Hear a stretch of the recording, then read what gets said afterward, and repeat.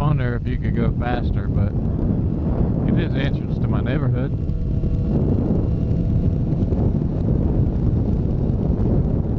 Couple S's and all.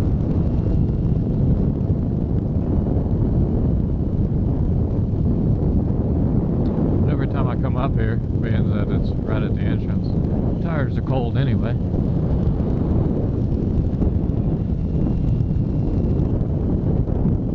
On the way to the gym, guys.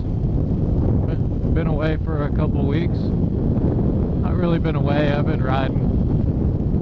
Had some nice weather, some hot days. It's getting to summertime. It's getting to be hot. Today, or right now, obviously, it's very overcast and it's not very hot. But I had to take the chance out. Even though I've been riding, I really haven't recorded anything. So I didn't even have anything to put up as a vlog, even though it's been about 3 weeks or so since I really did one.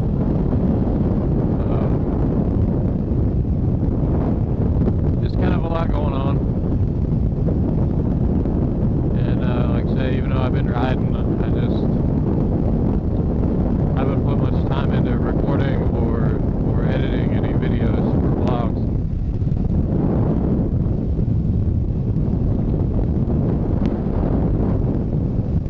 But I missed it, so I had to get out today.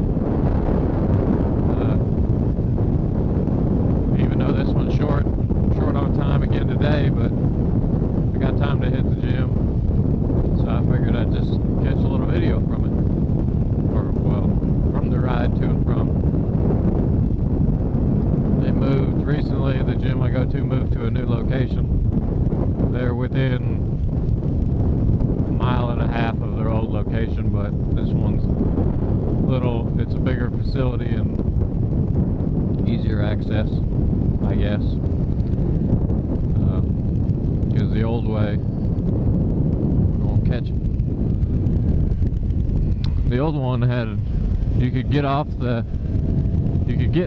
interstate, but you could only get back onto it going south. You couldn't get back on going north without actually going to this new intersection where the gym is now.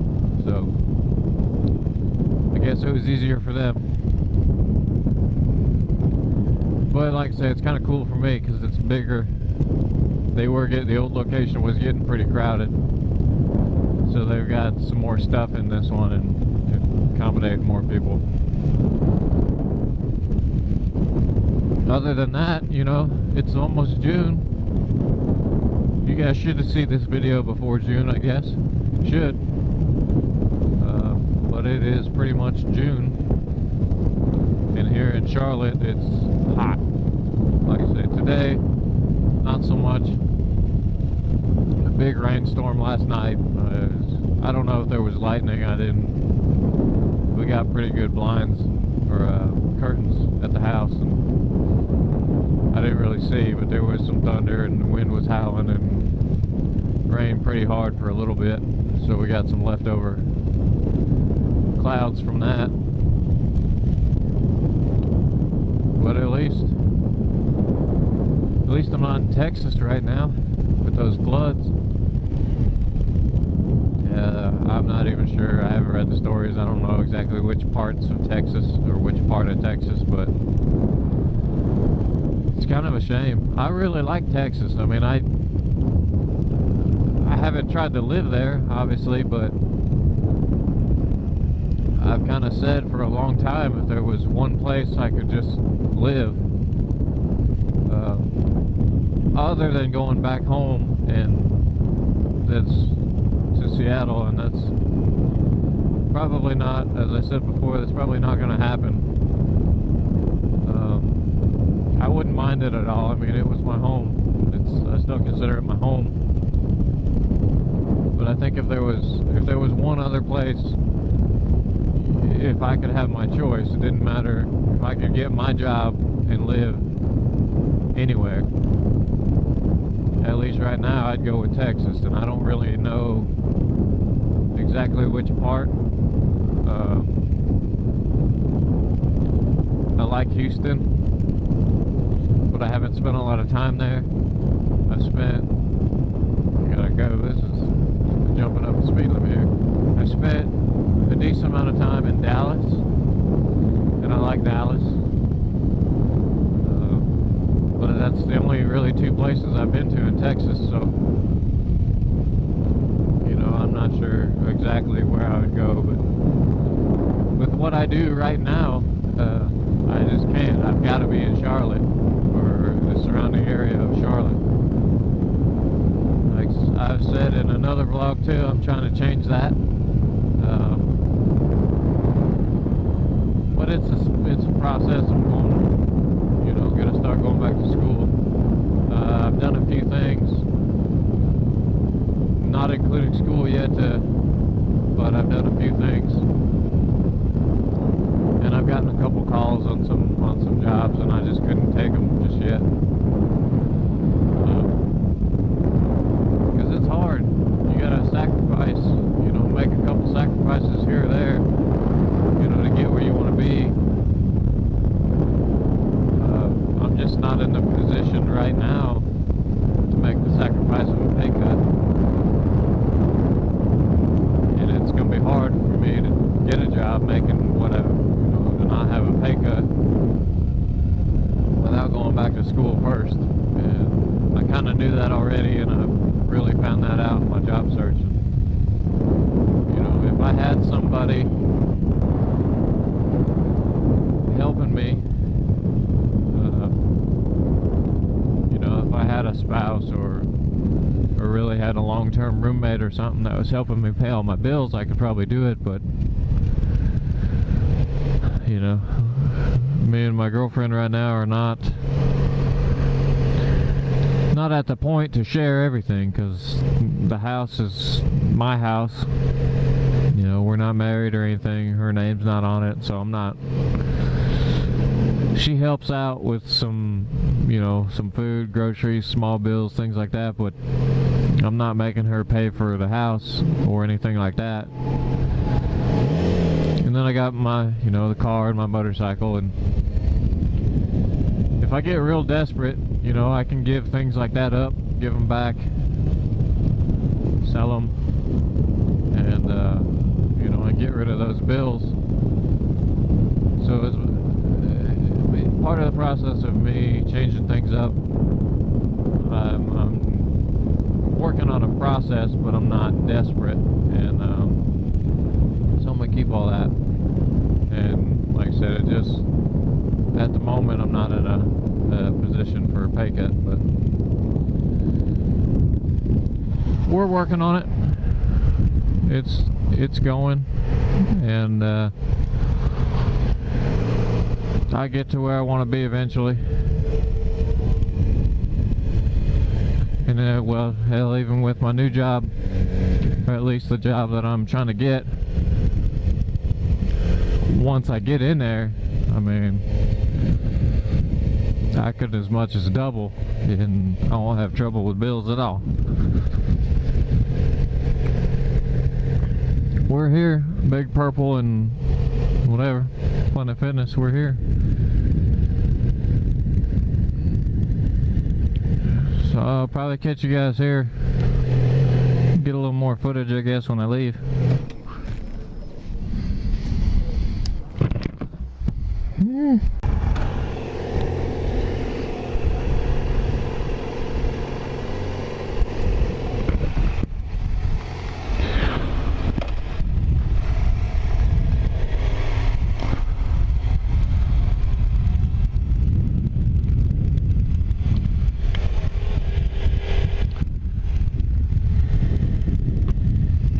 Fogging up.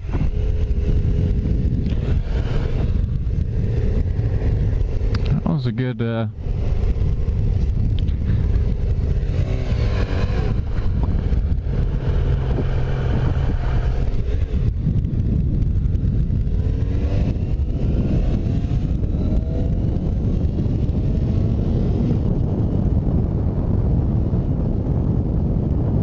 good workout.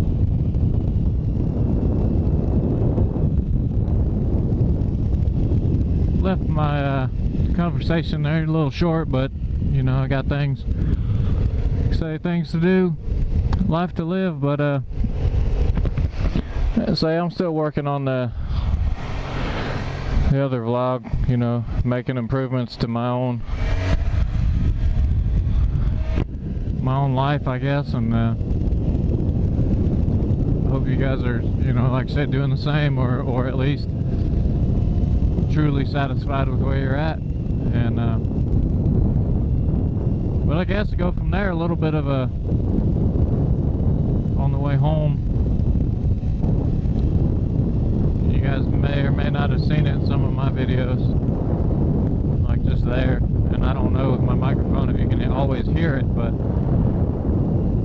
I shift, at least upshift quite a bit without the clutch. And I do not have any kind of quick shifter, ignition interrupter, or any kind of device or thing that helps me. I know they've come out with quick shifters that go in line with the computer, and they'll cut the throttle for you, and all you got to do is click up on the lever or click down on the lever. Well, honestly, I'm not even sure if I don't think they necessarily rev match for you.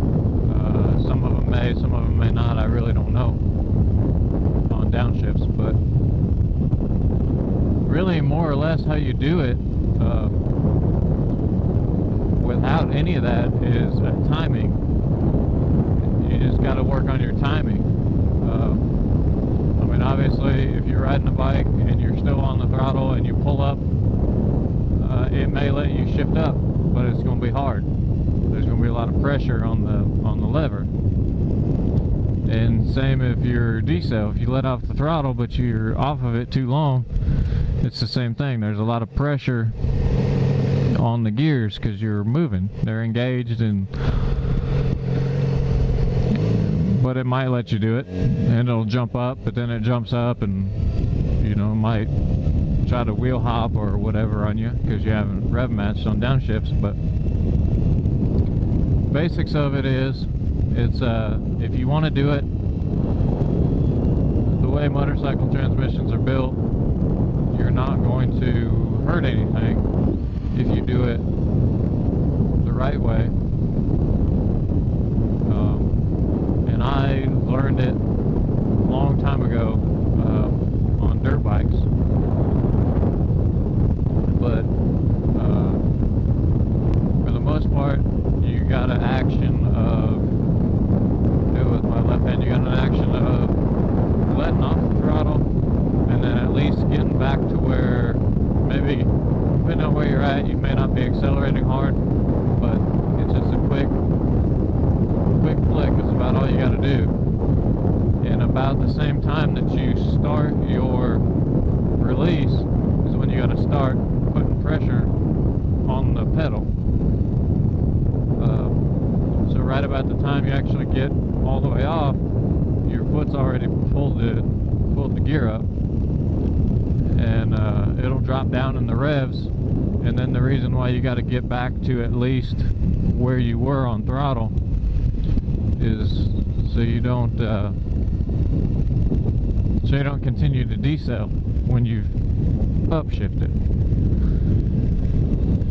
And it'll catch it, it'll hit that RPM, slide into gear, and then with your throttle hand you've caught it back to keeping that steady RPM. If not, then going back to accelerate. I don't see my foot, but like this, like that, just a flick. I mean, I didn't even let off all the way off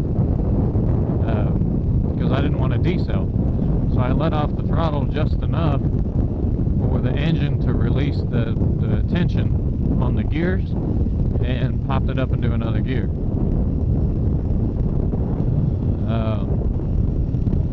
As far as downshifting, so that's really it. It's pretty simple.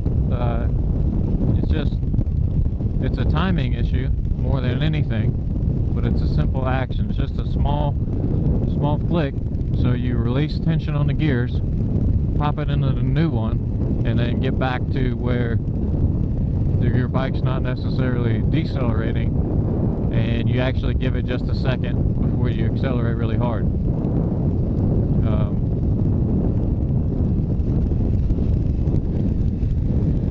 And there, you know, there I downshifted. Here, we'll do it.